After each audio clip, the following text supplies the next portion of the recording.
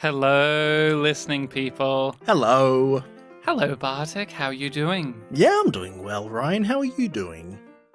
It's a new year, and I'm very excited to be here. I just said before we started talking for the record, we're now entering the 2026 era of Spit and Polish Presents. He said that, yes.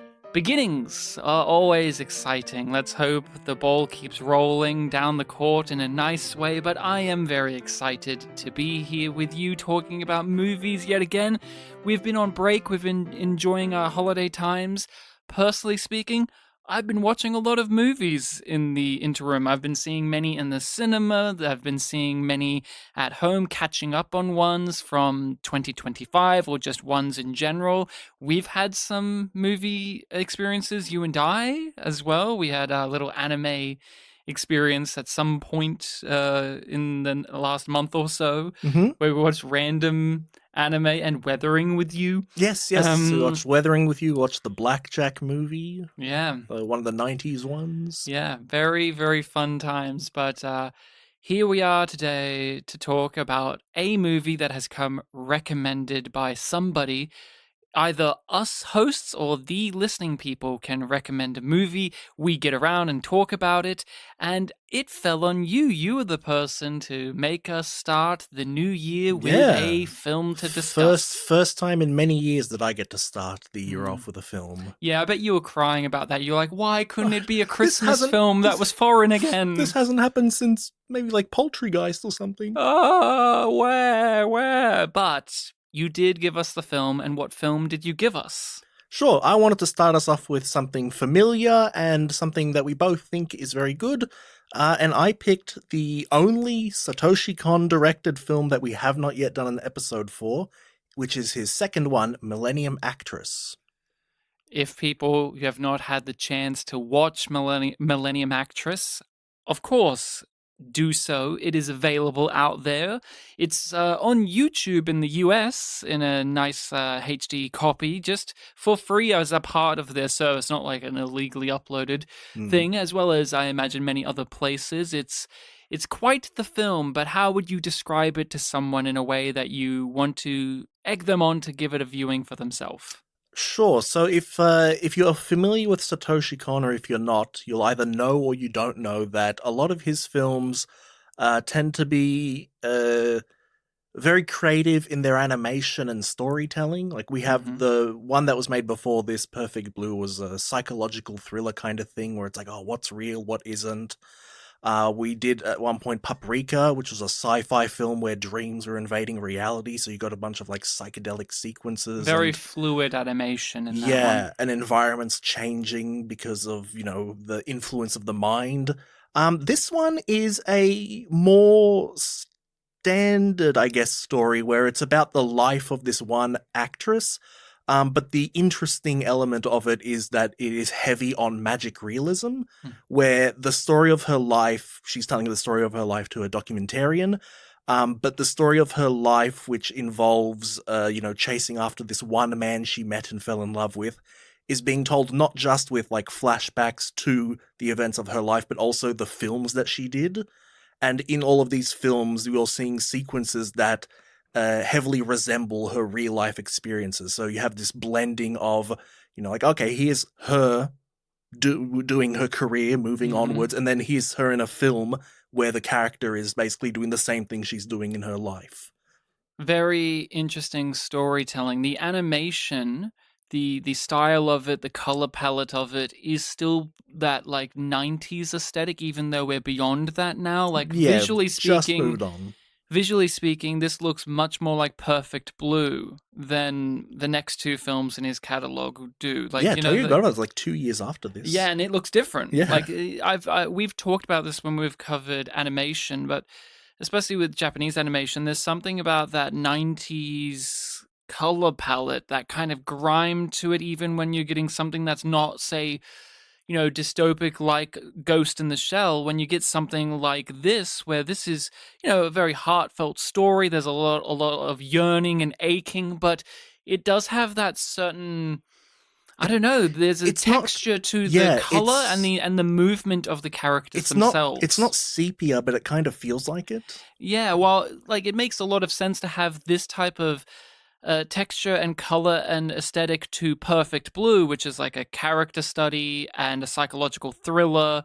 While with this one, it's like, oh, this seems like an interesting choice, but it actually works in the film's favor because we're playing around with the films that this actress was in and the way that they develop over time, like the color palette of each one of them changes over time. Yeah, we never really go black and white, No, but it does at points like feel like Grave of the Fireflies a little bit. there's even a moment where we enter, a moment of actual history, and one of the people in the documentarian crew is like, oh, are we in a sci-fi film now? And it's like, no, we're not. Because this idea, this horrible image of World War II is almost like a science fiction story to someone so young and naive about the world.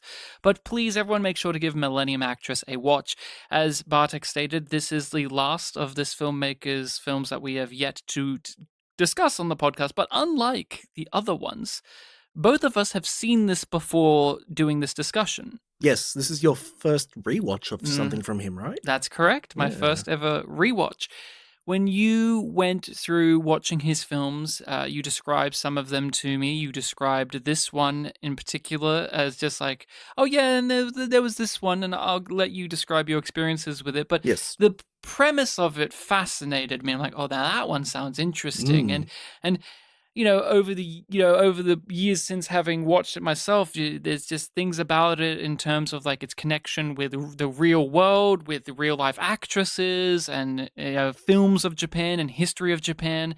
Just gives this film a certain meta quality of life, as well as the story that it is telling as an individual narrative, individual character study. This is a film that is living and breathing and has a life and an afterlife, a life within it and a life outside of it. This is one of those films that, I would describe like it's a sacred text almost. It's not just a less than 90-minute long animated little film about some cartoons who go on an adventure or things like this. This is, I think, out of all of his films, I think this is probably The most heartfelt one. and the most central on a individual character outside of, I think, Perfect Blue. Perfect Blue and this are like That's you are fair to following, say, you yeah. are laser focused on one character. Like we have the two film people here, but they are in aid of this woman's story. Yes. And Perfect Blue is like almost to a degree where it's like it's so devastatingly only about one person. Yeah, you're in her mind frame as she's like, am I going crazy or is this real? But yes, this is his most definitely heartfelt, you could even say saccharine if you wanted, but I think this is a very sincere film. I really enjoy it. I have this as one of my favorites. It's hard to say, like Perfect Blue is just amazing. It's hard to top it, but I've always liked this one. I watched it and it really struck a chord with me. It really got a lot of the emotional stuff. I think Tokyo Godfathers also has a lot of emotional sentimentality to it as well. And you can definitely see this film helping make that film be able to do the things it does in terms of that, in terms of like almost tearjerker moments to have in your story. Because when I think of Paprika, I don't think of tearjerker, like emotional heart tugging No, not things. as much. I think of upsetting things. And same with Perfect Blue. It's like, yeah, it tugs at my emotions in a violation rather than like in a provoking of thought and emotion. But what about you? What has been your history with this particular entry? Yep. So I had seen this film before. It was during our impromptu hiatus back in, I think, 2019, like really early on in Picture Powwow lifetime, where you went off to get married and I had surgery. And during that period, I watched just a lot of anime. And I remember one of the things that I watched early on was Satoshi Kon's only directed thing that wasn't a film, Paranoia Agent, which we'll hopefully be watching pretty soon together. And I watched it all in one sitting, like all 13 episodes. And previously I had seen Tokyo Godfathers some years prior. And I remember really liking that film, and I had a really good time with Paranoid Agent, and I was like, oh, he hasn't done too much. Even though it's kind of late in the evening, I feel like I want to watch more. And I immediately Mm-hmm. watched Perfect Blue, and it worked completely on me. I think it's still, since then, my favorite anime film. Mm. And I still had a slight hankering for something else. So even after, Paranoid Agent and Perfect Blue, I also chucked on Millennium Actress. And I think just the marathon kind of wore on me at that point. Like I still liked the film, but I'm like, oh, I didn't give this film a fair shake. I need to definitely come back to this film at some point, and that's where I am today. I watched it this morning, a few hours before we were recording. Yeah, having given it a fair shake, and now we're talking about it. Why do you think this one came to be the last one of his films we got to talk about? Since you're the ones who recommended each Oh, one of them. well, simply put, it's because after we did Tokyo Godfathers, you went and watched this one on your Mm-hmm. own.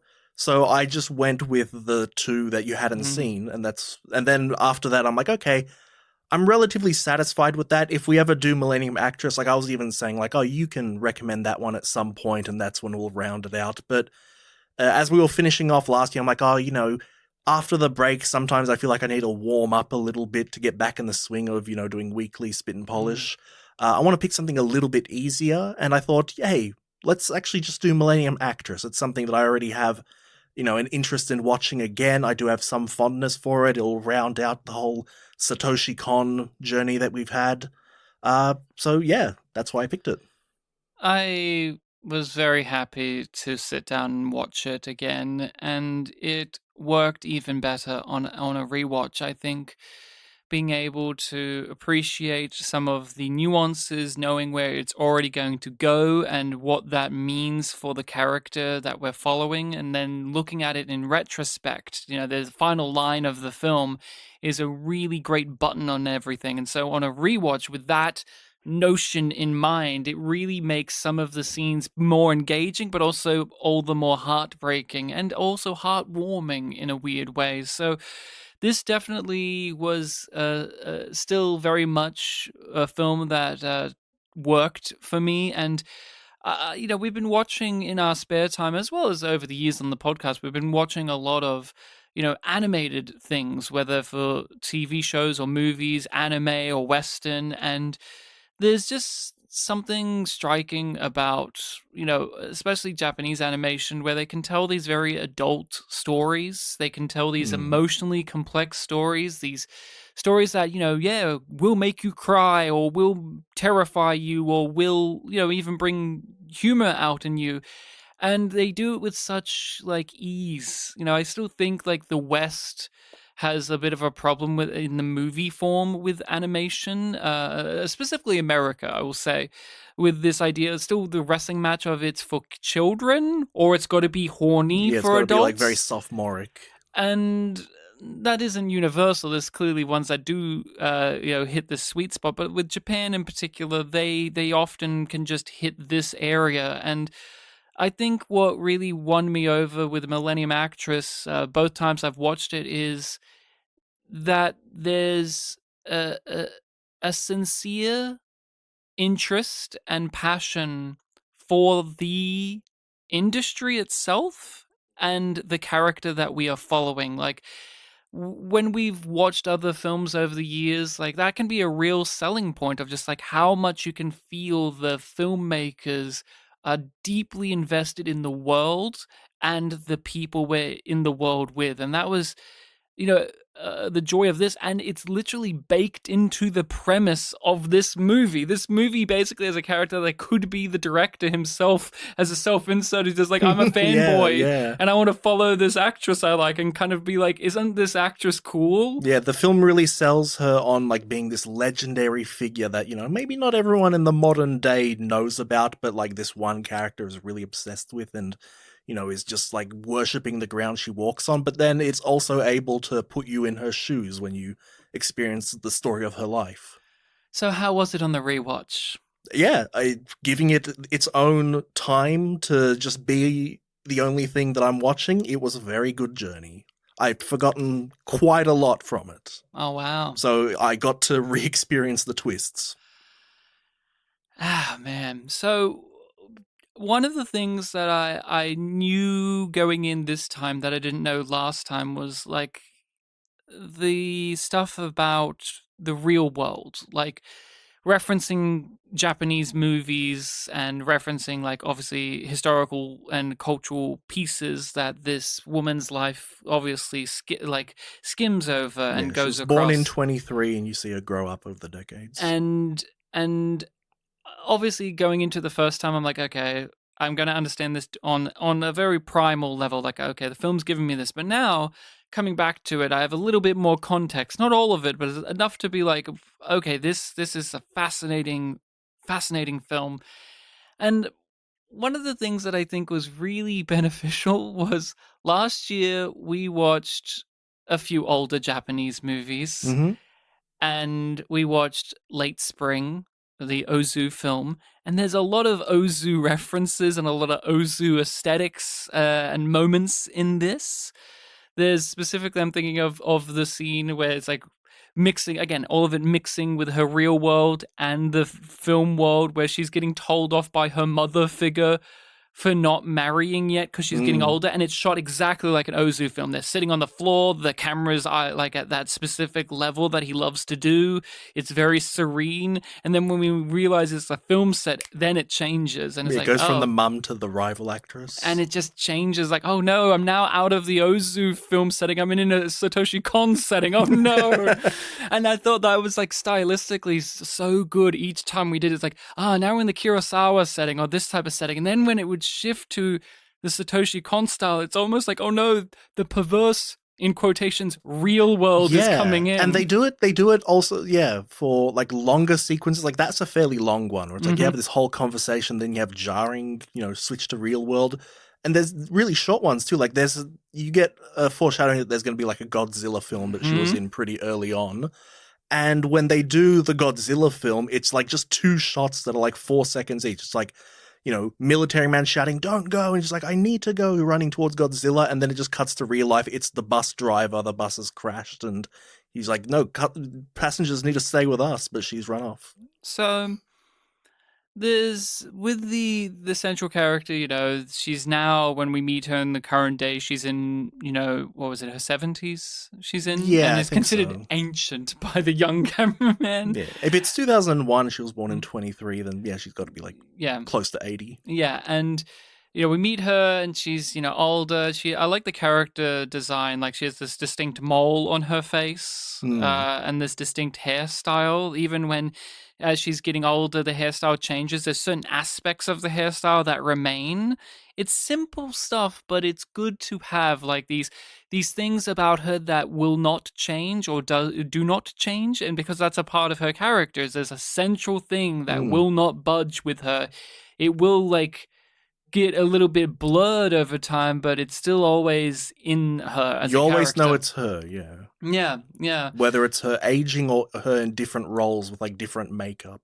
So mentioning Ozu with Late Spring, apparently, like, you know, people have talked about like this actress character being based on real actresses, real people in Hmm. Japanese film history.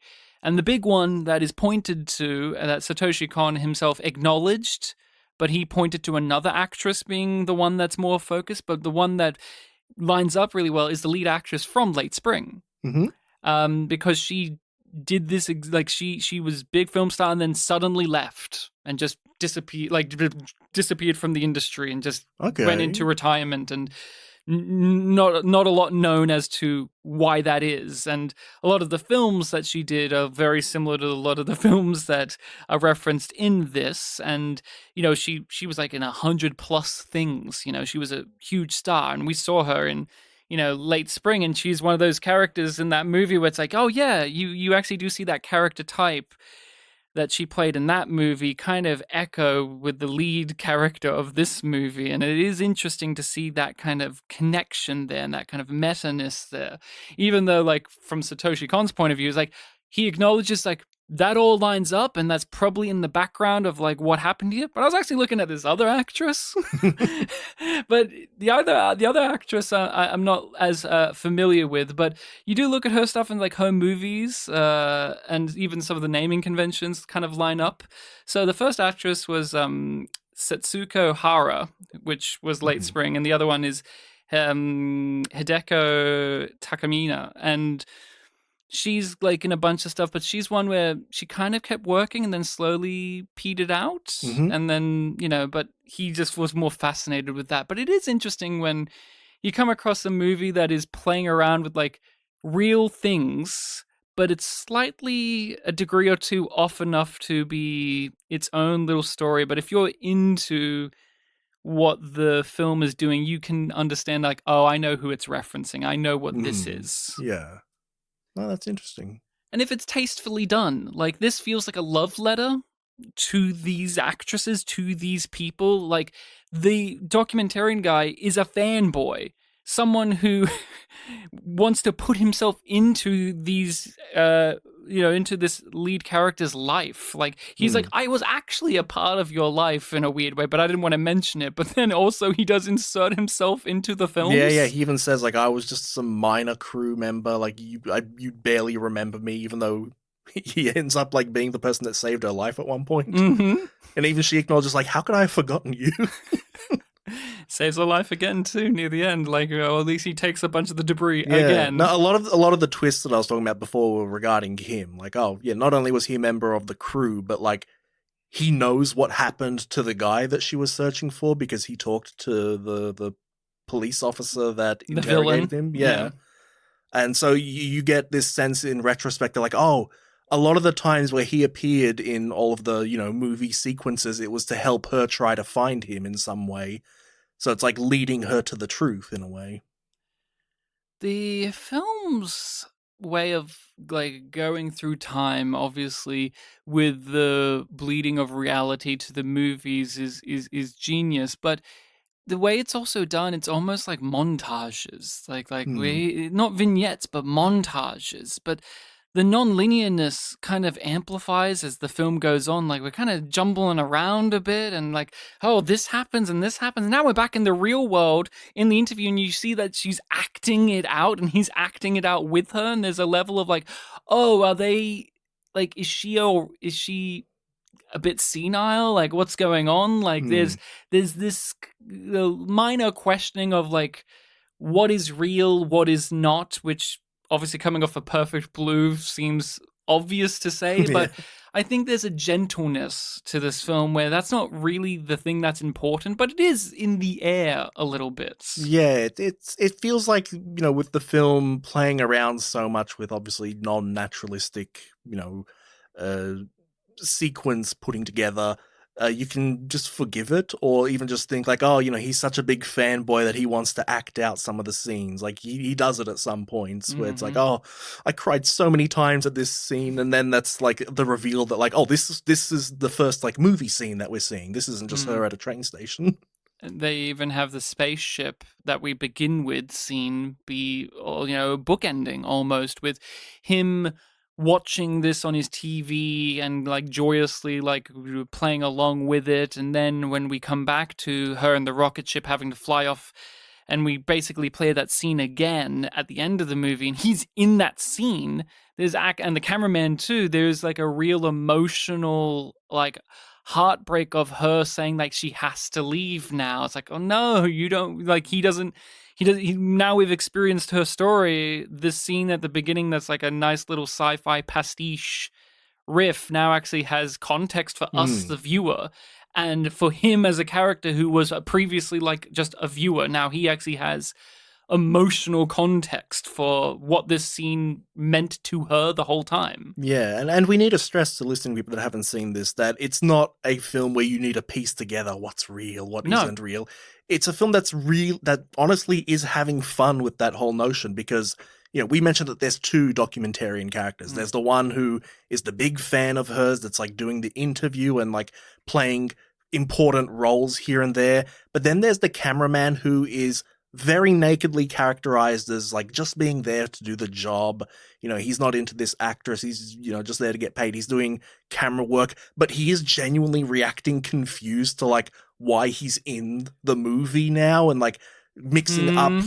the stuff in the movie with reality. He also like breaks the logic of it many times outside of just those like he as a camera guy walks away from her scene and goes down the street just to experience World War II Japan, Yeah, and it's yeah, like that's what I was thinking. what? Or the big gag of the other guy, he's in like his samurai outfit and he's like, isn't that, and he like stumbles and he falls and he's like breathing hard, he's like he's gone through battle and hell, and the cameraman's like, isn't that like the wrong era? Yeah, yeah, yeah, yeah. Because he goes from like the Warring States era to like the Edo period where like they're not fighting to unite the country. That it's a bit more modern. And it's just little gags like that.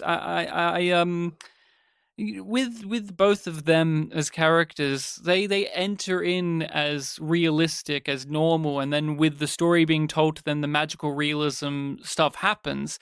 And with the, like you said, this isn't concerned with playing around with the is it real, is it not. This isn't, like Perfect Blue, say, or even, Yeah. something like Burning, where it's like, oh, you can have all these different readings and all that. Not saying there aren't different interpretations of this, but it's about like her memory as well. Like memory is a thing that is not a perfect way of reconciling your emotions. Memory changes, it's malleable, it can fade.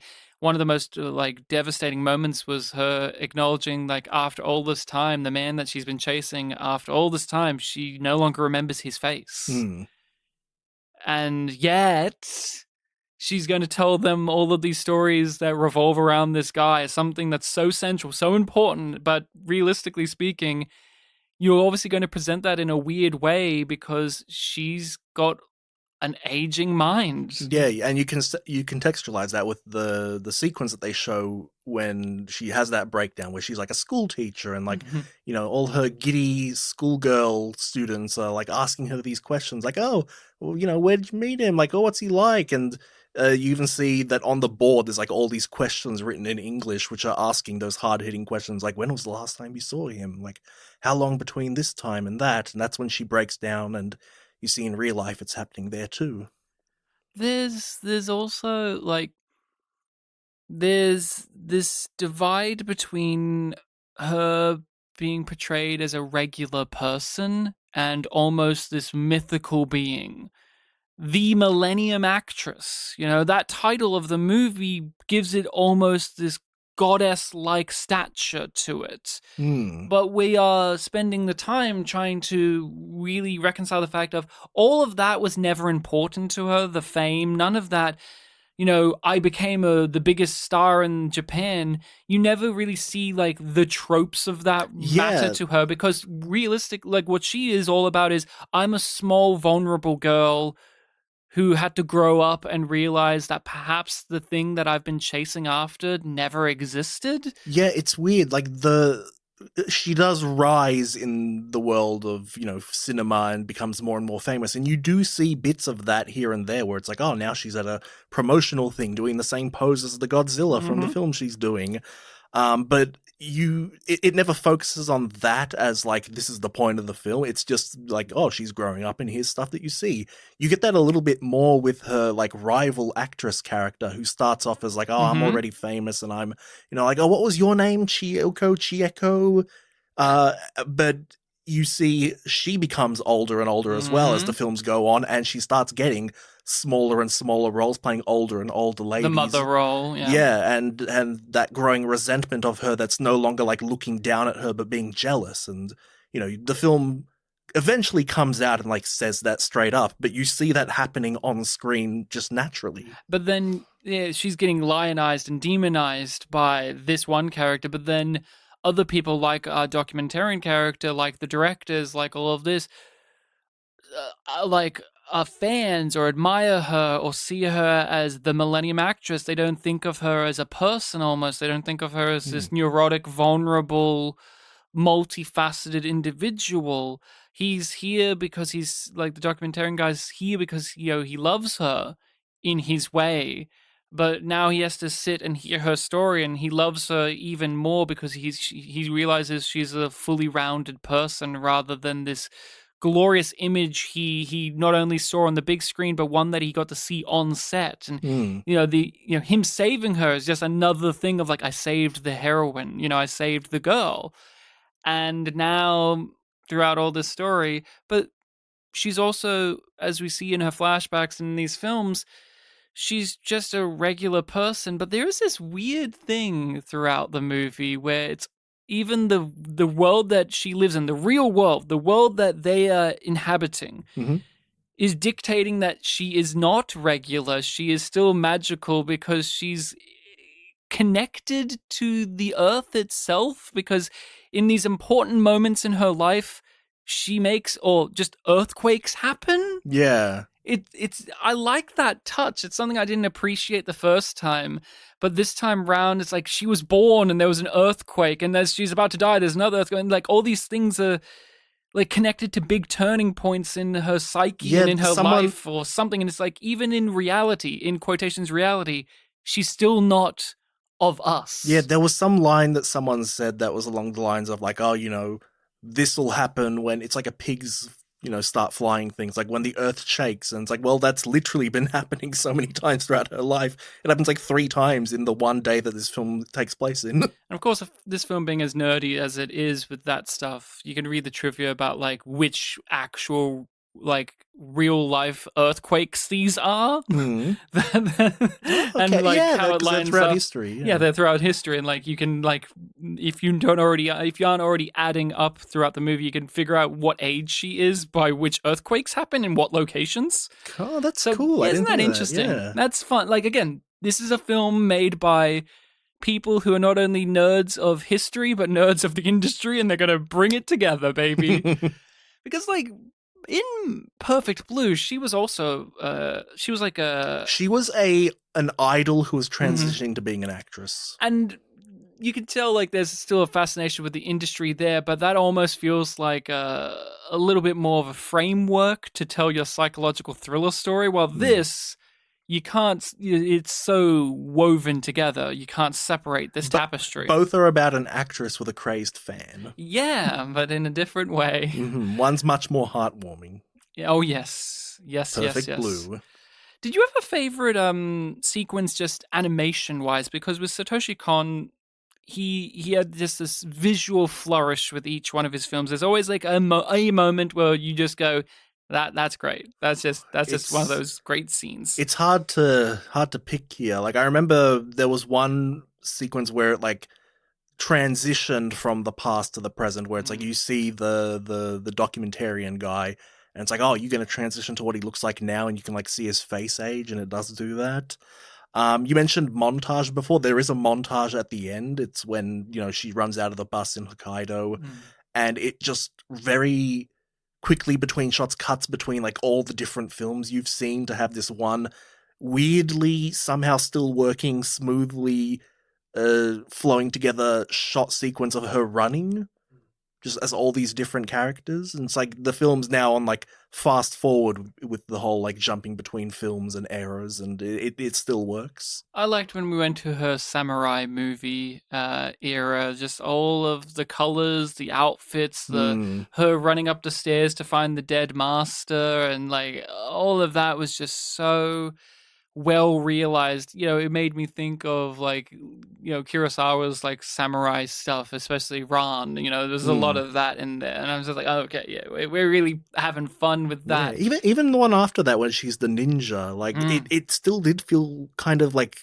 thrilling action, like, oh, she's jumping off these trees and like shuriken are being thrown. It actually did still feel like you were watching one of those films. And just as a visual recurring thing, I liked how these certain individuals from her past are represented in these movies, like the cop, the man that, we find out killed the person she's been chasing after, as well as, the painter himself, how he is represented in some of these things. Yeah, he's like an outlaw on the run. The cop is like a member of the Shinsengumi at one point, like the the Shogun's police force.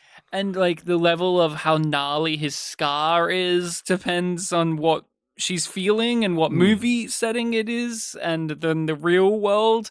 And with the painter too, I like that his face is so hidden throughout a lot of this. It just adds to it, but it's done in a way that was subtle enough where I didn't think, like when I was even viewing it again today, I wasn't thinking to myself, oh, that's so noticeable. They're making a point that we're not getting such a well-designed face of this guy. It was done in a manner where I still got the information that I needed. And not only that, the pure raw connection that she's imbuing upon this person. Yeah, and it's the kind of thing where his character is, you know, as little as you get of him. There is a consistency to his character that in your head you might even imagine what his eyes look like, even though I think his eyes are the one thing you never really see. Mm-hmm.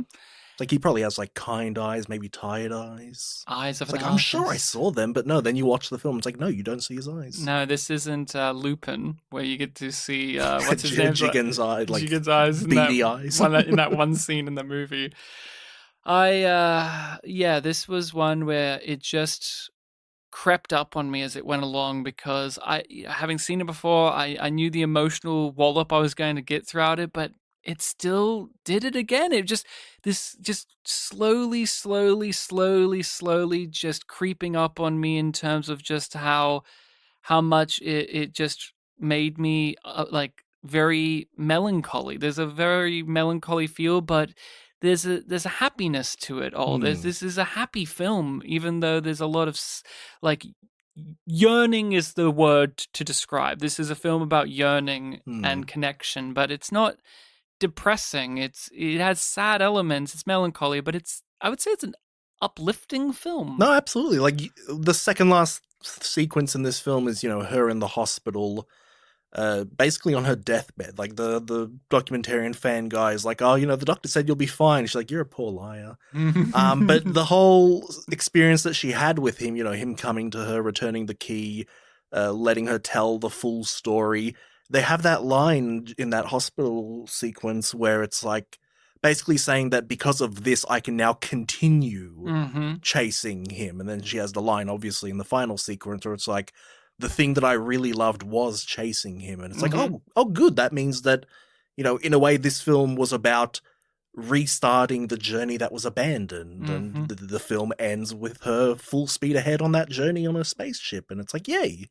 I also like just the realistic way she decided to abandon all of this. There's like all these little details, like her relationship with the guy, and was he like a producer or another actor guy that the documentarian was getting jealous of throughout the entire movie? Oh, the one that she marries? Yeah. That was like the director's son, who was like an upcoming director, I think. Yeah, but like him, like her relationship with him, how it just kind of offhandedly is happening, but you don't feel like it's a tragedy she's with this guy, but you also don't feel good about it. But the way that when like she leaves to do that and then she goes back to the industry, which the documentarian points out, is like you went away and then you came back and then you left. Suddenly you're gone. This accident, like, did that set you off? And I like that. It was just like you're waiting for the moment of, one, what happened to the guy from her past, but also to why did she give up everything? And when you get the answer to both of those, they're just very, not mundane per se, but they feel just very, just small scale in a movie that's so grand in its presentation, so operatic almost in its presentation. The way that it's presented, both of those, central hooks of the movie, is done in a very quiet manner. It's just, these little things that they happened at a point in her life, or points in her life where, like, it just hit harder than it would otherwise. There's no melodrama, there's no grand spectacle to getting to the answers of those things, because the audience already knows deep down. And so when you find out, oh, the man got killed by this piece of shit cop guy. Yeah, way back in like World War II. Yeah, shortly after she interacted with the painter, like you're not like, oh my god, oh my god, no. You just have a sigh and you just say, I know. Like, Mm. I had a feeling it'd be I had a this, yeah. feeling, just I know. I do love, one of my favorite bits was her finding the painting Mm. that he did of her, and like we'll meet again, or like we'll see The each other. World War II one? Yeah, Yeah. yeah, and just like her having it, and just like it was just a Mm. nice little It was motivator for her it was still. also a pretty cool, like, little image of, like, Mm-hmm. the destruction, the debris, and the painting is done on, like, a rock of debris. It's like, Mm. wow, this looks like a, like, monument. It survived all of these things as she Yeah, it was has beautiful. this beauty in the destruction. And it didn't have kanji on it, so I could read it. So, what else do you want to say about Millennium Actress? What else leaps out at you as someone who's been meaning to give this a proper fair shake, as you say? What are things Yeah, that and it you was a want to very discuss? successful thing. I'm really glad that I like it on its, own merits now, Mm, instead of just like, yeah, that was a good film, but I wasn't really watching it properly. mm, It did feel very awkward because over the years, whenever someone, there'd be people doing like, oh, here are my favorite anime films, and quite often Millennium Actress would be on those lists. Like I remember Pro ZD had one, that was the one he pointed out. And it always just hit me further of like, oh man, I really need to rewatch that one and really give it the fair shake. But yeah, I really liked that I'd forgotten a lot of those twists, like with the whole director, the documentarian guy. It let me, recontextualize everything that was happening in the film, and also is pushing me to want to rewatch it again because now I can keep that in mind. Which you said for this experience, you had a lot of those things in mind. yeah.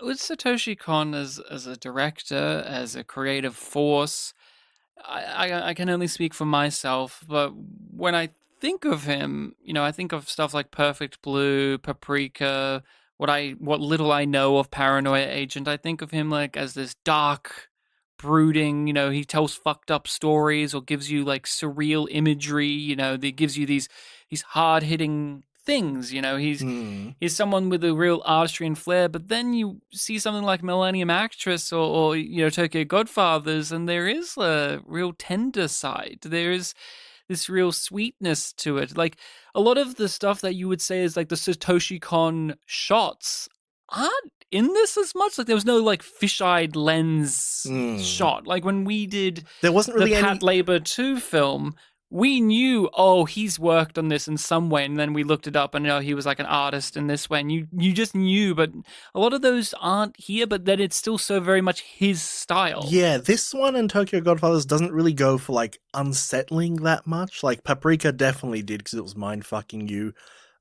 Perfect Blue is, a psychological thriller, so of course it's Mm-hmm. doing that. And you haven't seen Paranoia Agent, but I think it's fair to say Paranoia Agent is kind of more in that camp. Mm-hmm. Millennium Actress and Tokyo Godfathers are the more heartwarming ones.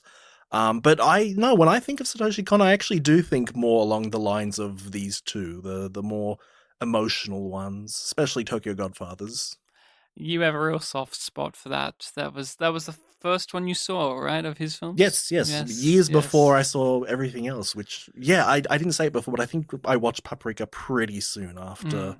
the other four things. Yeah, Yeah, I can see why. Well, like with three me, things. I'm on the opposite end, whereas like in my view of him, if I talked about him to other people, I'd describe him as like this kind of fucked up, psychologically screws with you, toys with you, Yeah, yeah. kind of and provocateur almost, but not like in a cheap way, all in master No, no, no. Like I filmmaking said, expert Perfect Blue way. is my favorite anime film. And I have been recently going to the cinema to see a certain filmmaker who, honestly does remind me of Satoshi Kon in a lot of ways, which is Park Chan Wook. Hmm. Park Chan Wook's films remind me of some of his of the Satoshi Kon's fucked up films. It's like, oh yeah, if you had a movie night where you watched some Satoshi Kon movies and some Park Chan Wook movies, you'd have a blast. Oh, there are so many parts in Paranoid Agent that I can't wait for you to Yeah. see. Yeah, but like, I was thinking about that, but watching this today, where I'm just like, yeah, but then there's something like Millennium Actress, and not enough filmmakers have their Millennium Actress Mm. type thing. Although, you know what I would say? Here's your fucked up triple feature night. Millennium Actress first. Mm-hmm. I think I'm actually going to go in chronological, like release date order. Millennium Actress first. Om Shanti Om second. Mm-hmm. Once Upon a Time in Hollywood third. That's your triple movie feature night, where you have these filmmakers who are interested in their country's film history, and they Mm. focus on a fictitious character who resembles real life actors. Right, yes. And they kind of retcon film history of their eras and of their countries. That's good trio of films. What a trio of films that would be. Yeah. I remember, and Paprika, I just remembered, also had a lot of, like, love of cinema stuff going on, where a lot of the sequences were framed as being in a cinema, and like Satoshi Kon is one of the ushers, literally. Yeah, I always think of the detective guy being in the cinema. Oh yeah. He was basically kind of this documentarian character where like a film thing from the past was something that he wasn't letting go of. But less silly. He was a less silly character than documentarian guy. Yes, definitely. Before we wrap this out, we were talking just before we got on mic about some of the voice actors in this film. Yeah, you want to have a bit of a talk about them? Sure. I think I've talked about them in all the other Satoshi Kon stuff we've done. So our main character, Chiyoko Fujiwara, I believe, she's got different voice actresses for the 3 different ages she's at, and I was pointing out that the middle one was one that I don't know that we've heard her in any films for this podcast, but you've definitely heard her in a couple of things in your viewing, Ryan, and in my recent years viewing. You'd recently watched the original Gundam, and you're watching Legend of the Galactic Heroes. She's voiced by Mami Koyama in her middle-aged years. She's Cecilia Zabi in that, and Jessica Edwards in Legend of Galactic Heroes, but she's also in a million things. Millions of things. Akira, Snatcher, Black Lagoon. Yeah, she's in everything. Yeah. All of them. One Piece. She's in all media. I think you even offhand mentioned for the guy, he's voiced by Koichi Yamadera, who's huge voice actor. He's probably the hugest one at this point. Yes, for the painter, yes. Yes. Spike Spiegel. We recently watched Ghost in the Shell. He was Togusa in that. Akiyama in the Yakuza games. Like, he's got a very distinct voice. You hear him in like everything. The documentarian guy, I forget his name, Shozo something. He's one whose name I knew but didn't really know what he was in, but he was also in Gundam, Ryu Jose. Yeah, he's in a bunch. Yeah, we watched Planetes last year. He was a dad character in that. And he only passed away 2 years ago. Yeah, I saw that. One of the last things he did was Pluto, which was an excellent show. I saw that, He was excellent in that. He's a piece of shit. It's very funny. I knew most of the voices in this, but not necessarily encyclopedically in my head.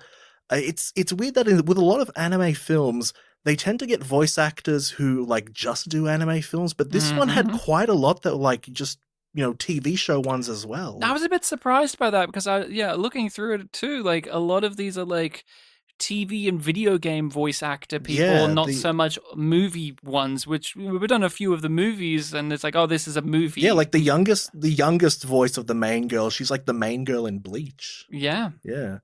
And I know that the guy that plays the cop, I don't know him too well, but we watched Fate Zero last year. He was the weird, messed up old man guy. Of course he was. Zoken Mato. I can't recall. I mean, but is that unusual for Satoshi Kon? Maybe not so much with him because when we think of his stuff, there's usually TV people. Yeah, I even said it at the start of us talking about the voice actresses. Like I pointed out for all the other ones because he actually did have a lot of big people. Like Amuro was in Paprika.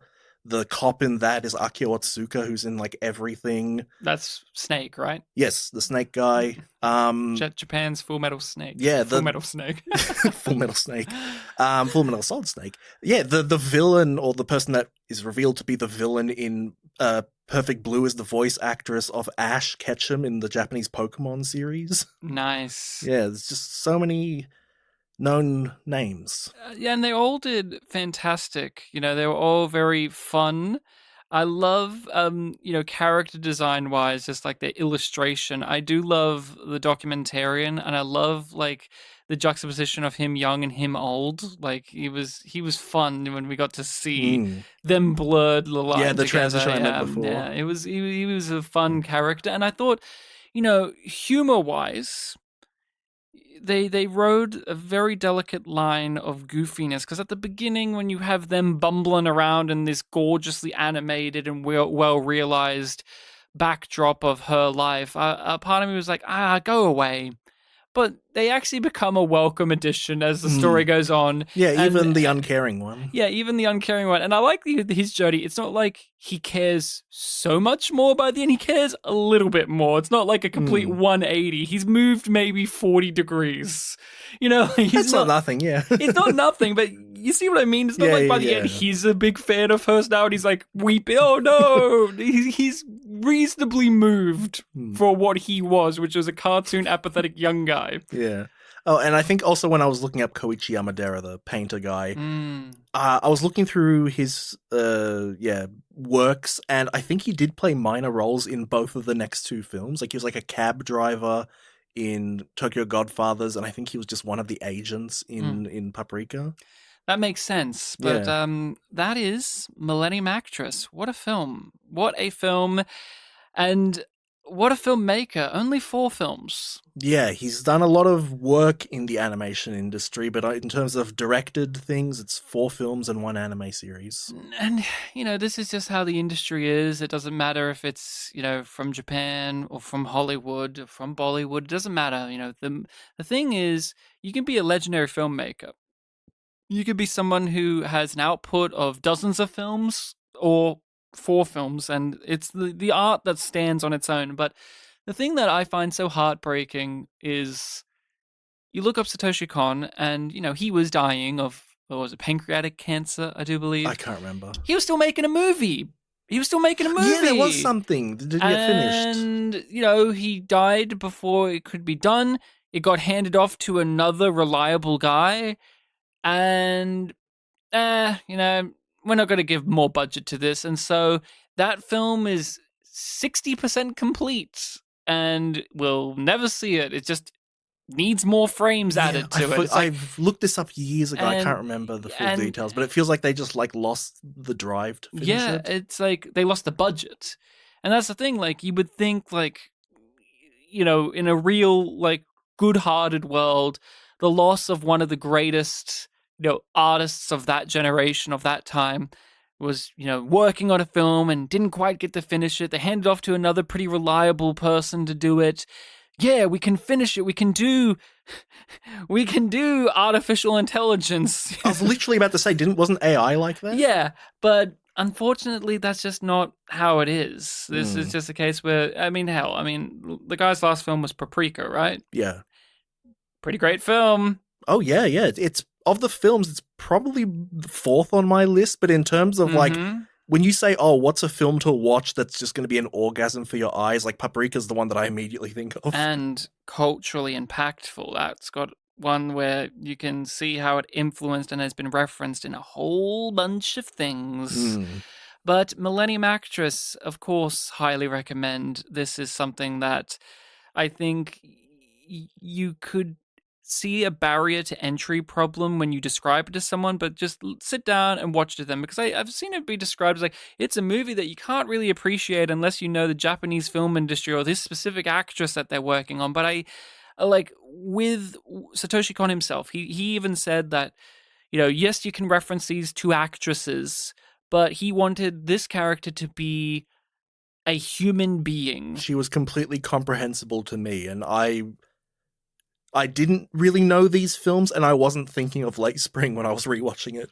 Yeah, exactly. It did spring to mind for me. Well, yeah, Late Spring. It just did come to my mind because just there was so many imagery, so I was like, oh, that's like Late Spring. Before we started recording, you were like coyly bringing up like, Did you think of late spring while watching this? I'll point out where in the episode. I actually asked, did we bring up Did this we bring film it up? when we talked about Yeah. late spring? Because knowing you, I could imagine in my mind you going, "Oh, did you know the lead actress in this film was actually the inspiration for Millennium Actress?" No, yeah, it wouldn't have crossed my mind at all. But when you brought that up, you were like, "Oh, I won't say what in this film, would be related." But I immediately just thought of the mum scene. Like, I don't remember the specific details of that, but it's something about that is probably It's the way the it's reference. shot. Yeah. And it's just, that's what his films were like. It's about children needing to marry.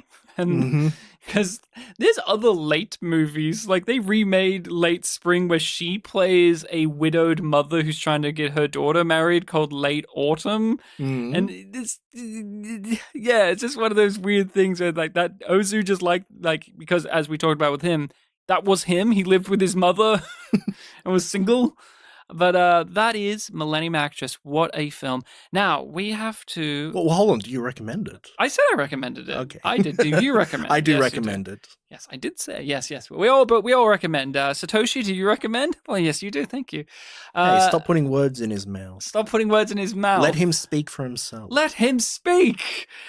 Bartek, at the end of our last episode, it was revealed that we'll be going with a theme. And you did not go with that theme. Immediately, you were like, no, I want to do Millennium Actress now. I wanted to see if the theme would transcend my decision for Millennium Actress. And Did it? It didn't. It did not. It did. It actually went the opposite way. So what was the theme? I believe that we're doing for 2026. I believe the theme was kind of like a dual thing of like films from the last 10 years with a focus on ones that we particularly missed out on. Yes. And, going all the way back to 2015. I'm going all the way back to 2015. I wrote down, like, what are films from each year that I missed out on, or ones that I think would be good for discussion, or I think you missed out on and you need rectifying. And I'm going to go with one that I'm pretty sure neither of us have seen, but I know I hadn't seen from 2015, which is Anomalisa, which is a stop motion film by Charlie Kaufman. Oh, okay. He does a lot of writing and he's done a few directing things. This was a Netflix movie, and people, I remember back in 2015, were weirded out by such a really well animated, bizarre movie being associated with a streaming site. How things have not changed, huh? Yeah. I wonder... in a weird way, things have just gotten worse with that kind of thing. Where I it's wonder like, if- now Scorsese makes straight-to-Apple movies? I wonder if this is going to be the year of me saying like, oh yeah, I remember hearing that name a lot X years ago. Yes. Because I remember hearing this one quite a bit. I've never seen it. Nor I always had it on the list of like, oh, I love stop motion, and this filmmaker / writer I want to have a better relationship with. I've only seen a couple of his things, and man, I've somewhat enjoyed them, but I just need to get, how it is. You hit the tip of the iceberg with a certain artist, and you go, ooh, I need to go further down and see what's in that iceberg to see like all the goodies there. But that's how I am with him. So Anomalisa will be next up on the podcast. So everyone, make sure to give that a viewing for yourself in the meantime. But until then, thank you so much for listening. You can find us on the internet. Where can people find the podcast, Bartek? Yeah, you can find us doing posts about the podcast on Facebook. We have a page there called Spit and Polish Presents. We have an x.com account, also called Spit and Polish Presents. We have a YouTube channel where every episode gets uploaded on. You might be listening to us there right now. That's also called Spit and Polish Presents. You can email us directly at spitandpolished@gmail.com. If you're not good at listening and transcribing, that's actually written down in the description of this episode and every other one, so you can just find it there. Share us around, rate and review, all of the stuff that you hear when people are plugging their goods. But outside of that, anything else you want to leave us off on, Bartek? Any words of wisdom? Oh, well, I mean, even outside of, not really words of wisdom, but even outside of this podcast, Ryan, you have another one, and I'm going to be on it a fair bit in the near future. That's right. May as well talk about that. I host a podcast with my wife called Yum Yum Podcast. We talk about science fiction television. and there's a new Star Trek series, Star Trek Starfleet Academy. And for a bit of a change up, a bit of fun, Bartek's co-hosting with us for this series because you have not really seen any Star Trek. You've seen one film, and now you're here to see Star Trek Starfleet Academy Yes, and with fresh eyes. yes, and if you're still, off on the fence of like, oh, gee, I don't know if I really want to, even with Bartek there, Paul Giamatti's on the show, guys. Yeah. He's our guy on this podcast, and now he's on that one too. Yeah, and Bartek's being very brave. He's not saying the quiet part aloud. Yeah, Paul Giamatti's in the show as a special guest, but he's in the show, and that's very important. Very important, and he's giving a shoot 'em up style performance. Oh yeah. Shoot 'em up as heck. Sorry for the bad language there, the heck word. Oh, let me tell you about an origami chicken and how that's like payback being a bitch. Payback being a dick.